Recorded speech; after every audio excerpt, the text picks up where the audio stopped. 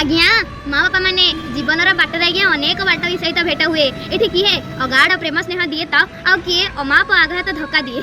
उभय दुही को भूली भी हुए ना कहीं पाद अच्छी माने आज्ञा कंटा तो निश्चय फुटब किंतु मनीष निजर चलने को कदा भी परिवर्तन कर कारण आज्ञा मनीष तो सेत चलवा ठीक से शिखे जिते पादरे कंटा फुटे तेणुक माँ बापा मैंने जीवन आज्ञा ठीक से ही जीवन में जिते पर्यंत मनीष धक्का न खाई से पर्यंत मनीष को कदा भी चिन्ह पारे ना तेणुक